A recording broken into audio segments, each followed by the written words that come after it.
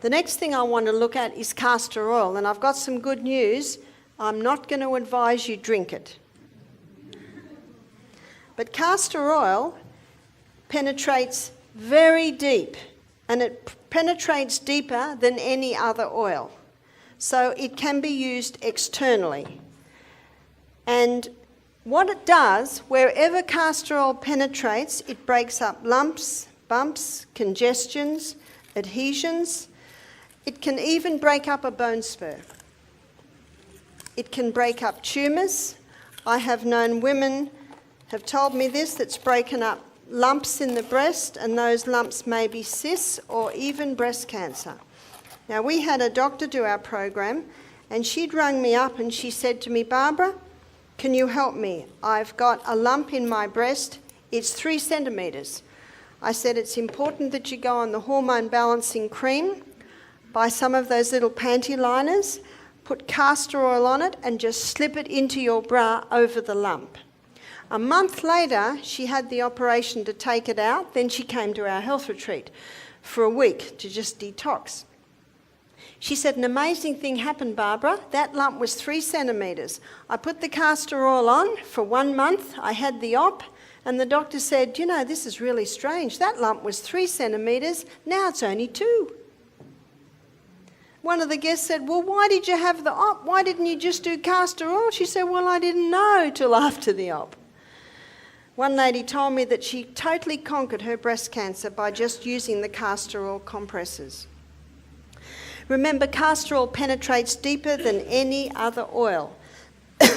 Now, to use castor oil, you make a little pack. Now, this is not really a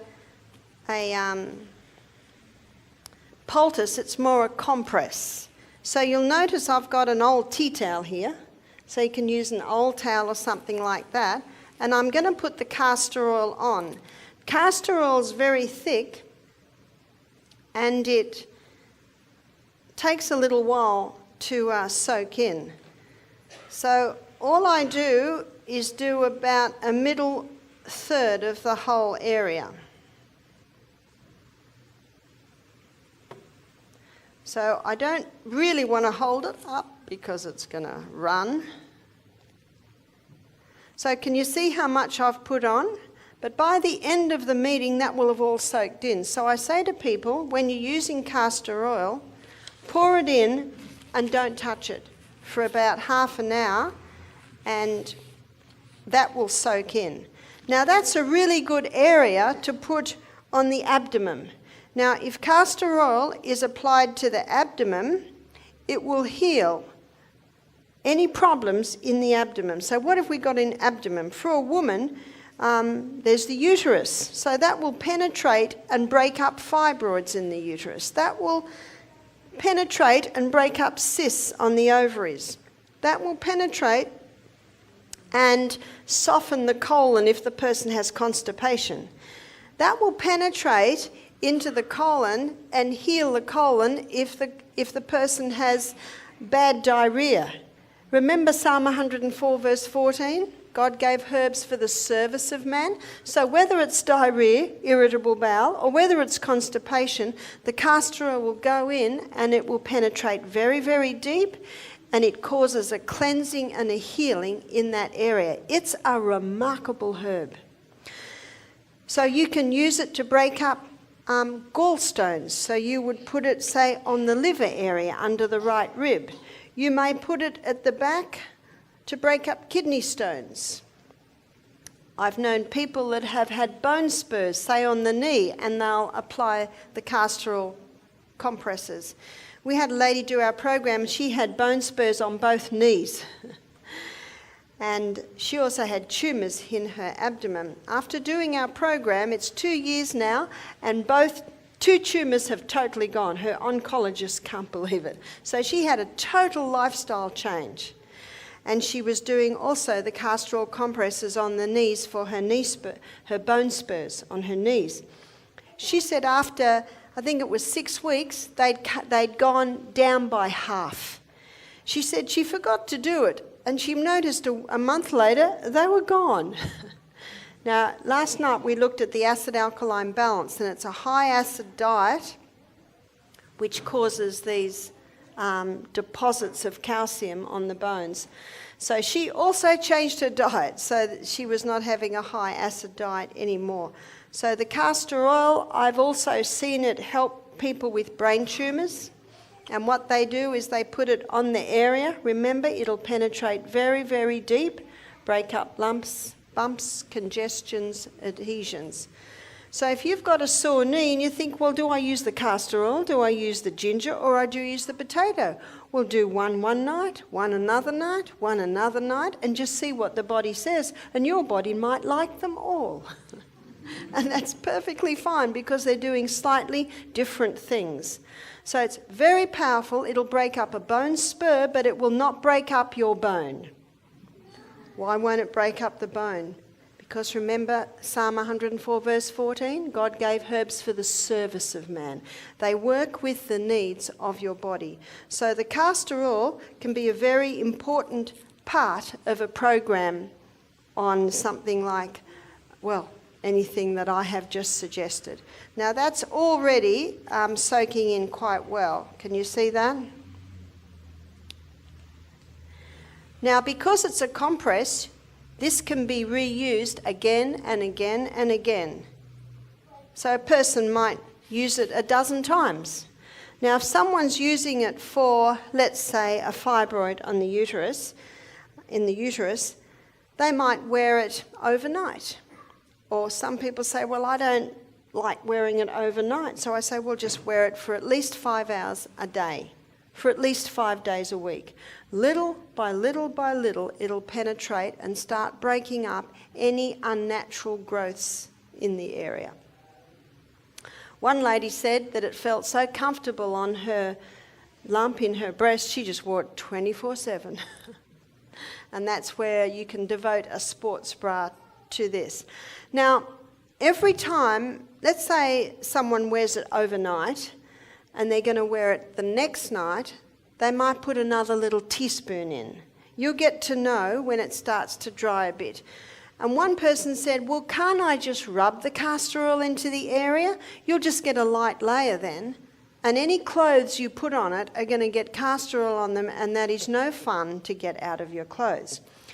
But with this compress, it's a vehicle. It's a vehicle to hold the oil. And the thicker the compress, the more oil it can hold, and the more oil is available to go into you.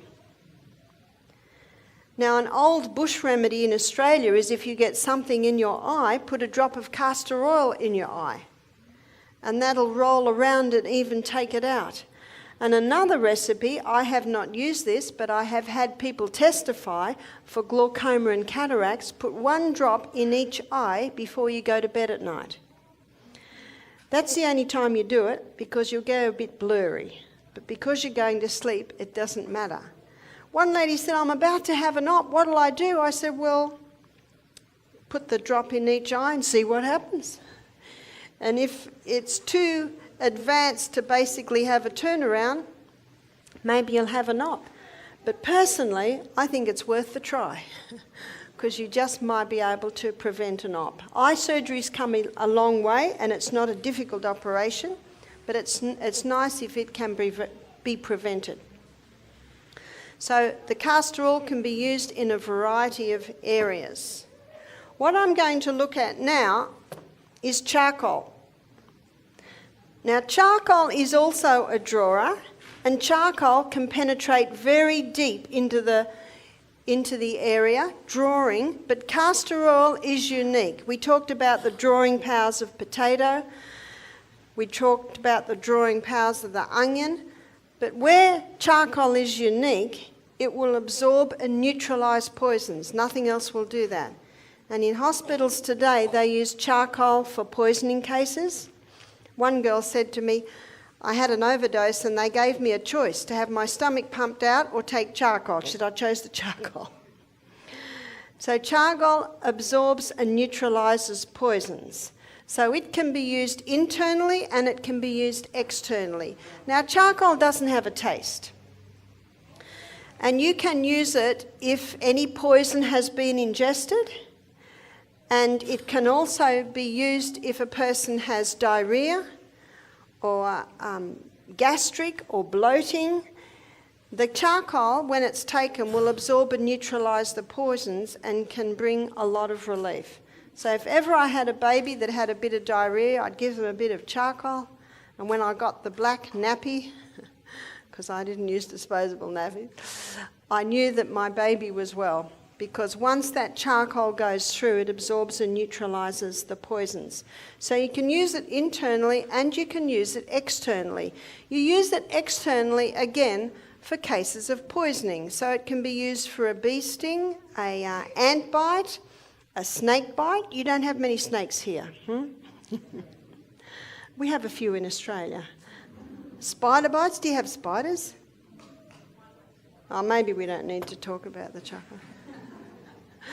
Wasps, bees, any sting, it's quite incredible. You almost have to experience it to believe it, that it takes the pain out straight away. And the reason it takes the pain out is because it absorbs and neutralises the poisons. In fact, under a microscope, charcoal has lots of little facets, and it's all those little facet or surface areas that absorb the poison. Now, how do you take it? You can just mix it with water and drink it, like drinking black water. Again, it has no taste. Or to use as a poultice, you have to put it with something, because mixing charcoal and water is like mixing dirt and water. So for a poultice, you could mix it with a bit of flour, you could mix it with a little polenta, but two that most natural therapists would use would be ground linseed.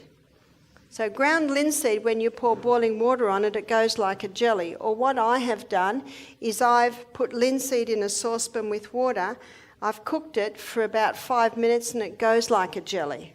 And then you would add the charcoal to it.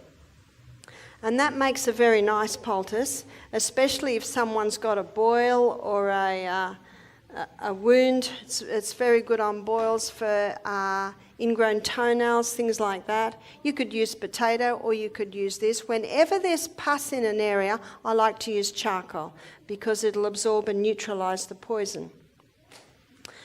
So the other thing that I use is slippery elm. So let me take a moment to talk about slippery elm, and then I will show you how to make the poultice. Slippery elm is the powdered bark of the slippery elm tree. And when you put water with slippery elm, it goes like a thick jelly. Now, slippery elm has a growth stimulant in it, so it's excellent for healing the gastrointestinal tract. I talked about it earlier in the week. So when you put slippery elm with water, you would put about a teaspoon with about half a cup of warm water. You have to mix very well and drink it down or it'll go very thick. So if I have a guest who maybe has some diarrhea and sore gut, I'll say, "Are you ready?" And when they nod, I mix it, say, "Drink, drink." If you mix it and put it down, it'll go thick, and then you're eating it with a spoon. And one man said he doesn't mind eating it with a spoon. Well, he can eat it with a spoon if he wants. But most people would prefer to drink it down before it goes too thick. I'm going to show you how to make a slippery elm and charcoal poultice. Maybe this is for a bee sting. So I use about a teaspoon of slippery elm, and see, it's like a powder. And then I'm going to use a teaspoon of charcoal. You never want to drop this jar. So I use about the same amount. You always put the lid back on the jar very carefully.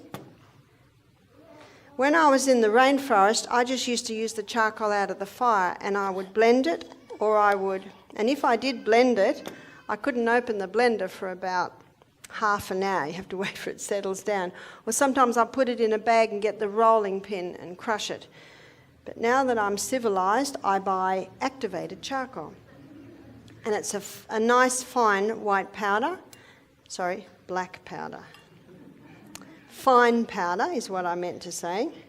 And it's a lot easier to drink or use because there's no lumps in it like my rainforest charcoal. but it does the same thing. Activated charcoal is a little bit more potent. They slowly combust it and put a fine layer of moisture over it, and it activates it so it's a bit more potent. But any charcoal will work. So I have got here, I think you can see it, don't want to tip it too much, is I've just mixed the charcoal and the slippery elm, and now I'm going to put a bit of water. I'm not sure how much. Put a little bit of water in it, and if it's too thick, add a bit more water. If it's too runny, then add a bit more slippery elm, so you play with it. And what I'm aiming is that this mixture here will be almost like a lump of jelly. So I'm mixing, and I shall put it in a poultice in a minute and you will see it. And this is quite quick to mix up. I was gardening one day and a jumping ant bit me. Jumping ants are very, very painful. Jumping ants, it feels like there's a knife gone in.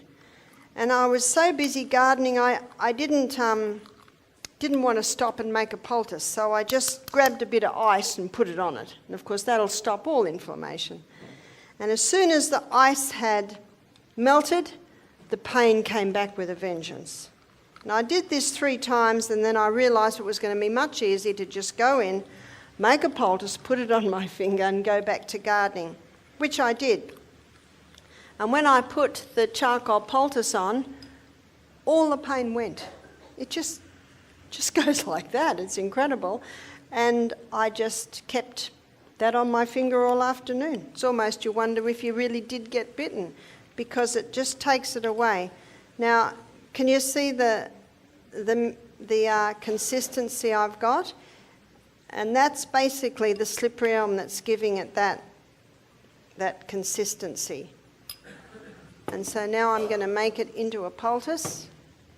So I'll put the plastic down and I'll get the chucks. And you might see this going into the poultice. So can you see it's like a lump of jelly? And one of the beauties of that is that the slippery elm is also a drawer. And it's the same with the linseed. It is also a drawer too. So you've got a double whammy effect.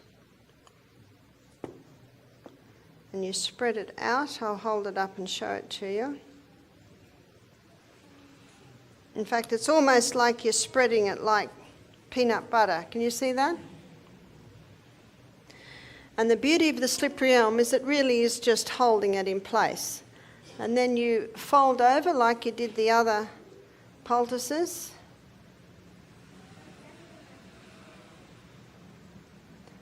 And you can see that that's one of the beauties of the chucks. It's starting to come through the holes already. Now, where would I use this? Again, I would use it on a snake bite, an ant bite, a bee sting, a wasp bite, any poisoning cases. But you can also use that on a sore eye. That will bring a lot of relief to a sore eye. And you can also use it on a boil. And again, as I mentioned before, any case where you've got swollen and you've got pus, and you might say, well, wouldn't you use the grated potato? You certainly could. You might do grated potato one time, and you might do the charcoal another time.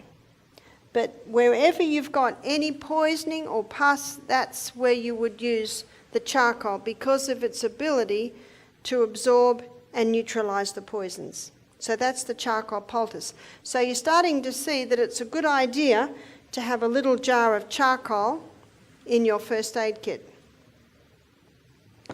We'll just have another look at can you see the syrup forming now? It's still a little bit thick in the bottom because it can take 24 hours before it's fully syruped. But if you had someone that had a bad cough, you could use a little bit of that straight away.